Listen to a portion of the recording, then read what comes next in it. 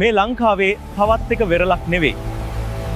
මේ ජාතියක ආරම්භයේ සනිටුහන් කරපු බිම. මම සඳරුවන්. ද සිලෝන් රෝඩ් එක අද අපි යන්නේ අදින් වසර 2500කට එපිට ඉතිහාසයේ උඩු යටිකුරු කරපු ඒ තඹපන්නිය හොයාගෙන. තඹපන්නි. තඹ පැහැති අත්ල. වංශ කතාවල කියන විදිහට විජය කුමාරයාගේ පිරිසගේ අත්ල මේ රතුවැල්ලේ තැවරුනාම තඹ පාට වුණාලු. ලාට දේශයෙන් එනම් අද ඉන්දියාවේ ගුජරාටයේ සිට මේ රළු මුහුද තරණය කරලා ඔවුන් මෙතනට ආවා. කුදිරමලේ තුඩුව. විජය කුමාරයා සහ ඔහුගේ 700ක් පිරිස ලංකාවේ පස් මුලින්ම පෑගුවා කියලා විශ්වාස කරන තැන. කුදිරමලේ දෙමළ භාෂාවෙන් අශ්වයාගේ තුඩුව. බොහෝ දෙනෙක් හිතන්නේ මේ රතුගල්ලාරුක්කු අශ්වයෙකුගේ හැඩයගත් නිසායි මේ නම ලැබුණේ කියලා. මේ ගමන විල්පත්තුව වනෝද්‍යානයේ මැදින් එන්න ඕනේ. බලන්න මෙතන ඉඳලා මුළු ඉතිහාසයම පේනවා වගේ.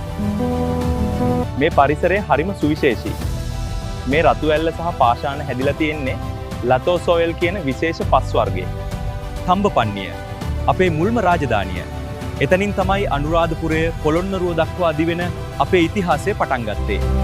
අද මේ බිම දකිද්දි හිතෙනවා ඉතිහාසය කියන්නේ මොනතරම් ගැඹුරු දෙයක්ද කියලා. අද වීඩියෝ ගැන ඔයාලගේ අදහස් කමෙන්ට් කරන්න. The Ceylon Road subscribe කරන්න. ඊළඟ ගමනෙන් හමු වෙමු.